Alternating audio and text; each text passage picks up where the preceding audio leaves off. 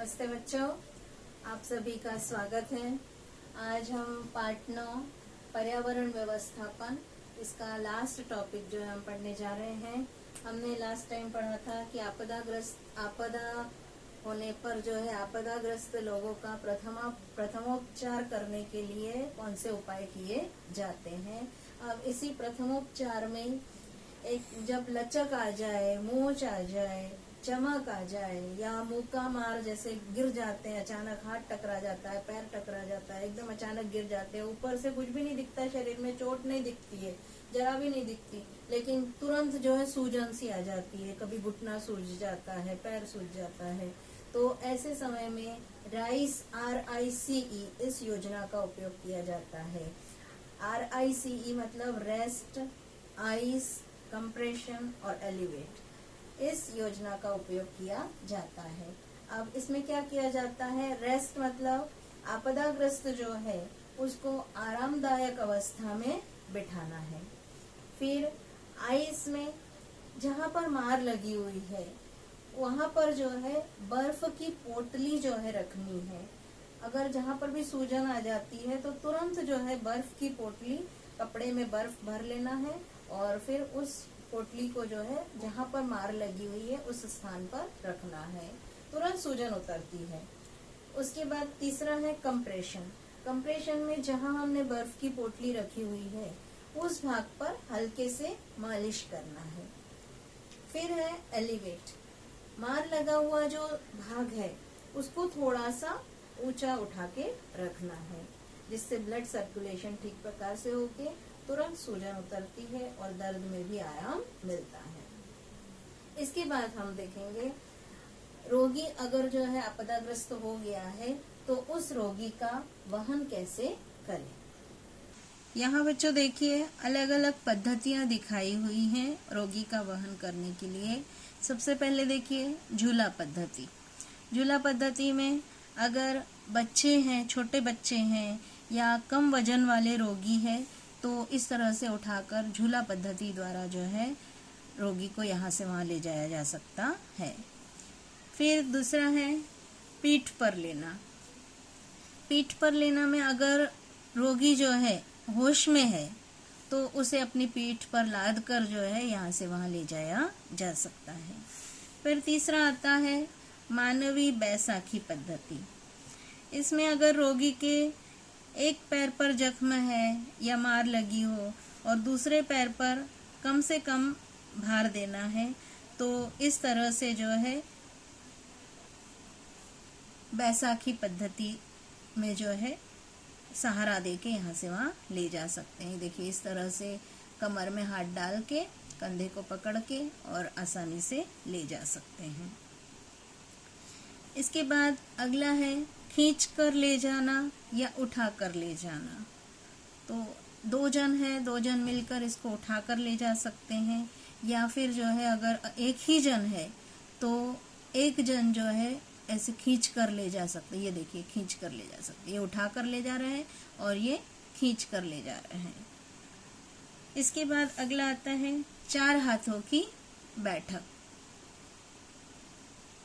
4 हाथों की बैठक। 4 हाथों की बैठक में ऐसे इस तरह से बांधकर 2 जन और ऐसे बिठा लेना है और जब रोगी जो है कमर के नीचे के अंगों की आधार की आवश्यकता है उसको, तो इस तरह से बिठा के वो ले जा सकते हैं, यहाँ से वहाँ ले जा सकते हैं। फिर अगले आती है 2 हाथों की बैठक। जो रोगी आधार के लिए स्वयं के हाथ का उपयोग नहीं कर सकते हैं परंतु अपना शरीर सीधा रख सकते हैं तो उसको जो है 2 हाथों की बैठक का उपयोग करके ले जा सकते हैं, इस तरह से। इसके बाद जो है अग्निशमन दल ऊपर उठाने की पद्धति है। यहाँ पर अग्निशमन दल के लोग जो है इस तरह से उठा के स्थान से वहाँ ले जाते हैं। फिर स्ट्रेचर पद्धति है, ये स्ट्रेचर पद्धति है। आपदा काल में हमेशा स्ट्रेचर मिलेगा ऐसा तो होता नहीं है, तो इसके लिए जो है वहाँ पर जो आसपास जो वस्तु उपलब्ध होती है, जैसे कोई बांस है या बांस का दरवाजा है, कंबल है, रग है, चादर है, इसका उपयोग करके स्ट्रेचर बनाकर जो है रोगी को यहाँ से वहाँ ले जा सकते हैं। आपदा काल में अन्य साधन भी होते हैं, जैसे बाढ़ आ गई है तो बाढ़ की स्थिति में लोगों को सुरक्षित बाहर निकालने के लिए प्रशासन की ओर से नाव का उपयोग भी किया जाता है। शीघ्र मदद के क्षण में लकड़ी के तख्ते हैं, बांस की लकड़ी है। इसी प्रकार हवा से भरे हुए टायर ट्यूब का भी उपयोग किया जाता है। इस तरह से जो है रोगी का वहन एक स्थान से दूसरे स्थान पर किया जाता है। इसके बाद बच्चों हम लोग प्रश्नोत्तर देखेंगे। आपका इतना पाठ कंप्लीट हो चुका है। प्रश्नोत्तर में ये पहला प्रश्न है, उचित जोड़ियां मिलाइए, उसका पर्यावरण पर होने वाला परिणाम स्पष्ट कीजिए। इसमें आपको स्तंभ अ दिया हुआ है, बीच में उत्तर लिखना है और दूसरी तरफ स्तंभ ब लिखना है। स्तंभ ब आप नहीं भी लिखेंगे तो चलेगा। इसको हल करने के लिए मैंने यहाँ पर आपको आंसर दिए हुए हैं, इसको आप लिख सकते हैं। धोखादायक कचरा, रेडियो सक्रिय पदार्थ। घरेलू कचरा, खराब हुआ भोजन, सब्जी, फलों के छिलके। चिकित्सालय का कचरा, बैंडेज, रुई, सुई इत्यादि। औद्योगिक कचरा, रसायन, रंग, राख इत्यादि। शहरी कचरा, कांच, रबड़, कैरी बैग इत्यादि। ये आपका जोड़ी मिला हुआ। इसके बाद आपका आता है प्रश्न नंबर 2 है, विकल्पों में से योग्य शब्द चुनकर कथन पूर्ण कीजिए और उनका समर्थन कीजिए। इसमें आपको ऊपर आंसर दिए हुए हैं, यहाँ पर भी मैंने आपको आंसर के निशान लगा के दिए हुए हैं। अजैविक घटकों में से जैव विविधता पर सबसे अधिक परिणाम करने वाला घटक हवा है। किसी भी स्थान पर अल्पकाल होने वाली वातावरण की स्थिति को भौगोलिक अनुकूलता कहते हैं। मानव ने कितनी भी प्रगति की हो, फिर भी जलवायु पर विचार करना ही पड़ता है। हवा के सभी घटकों का निरीक्षण कर पठन करने वाले स्थान को वेधशाला कहते हैं।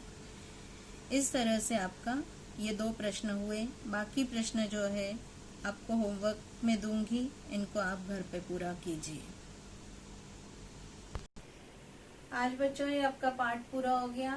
ये प्रश्नोत्तर जो है इस पाठ के आप अपनी कॉपी में अच्छे से लिखेंगे, इनको याद भी करेंगे क्योंकि आपकी परीक्षा होने वाली है। आज इतना ही पढ़ेंगे। धन्यवाद।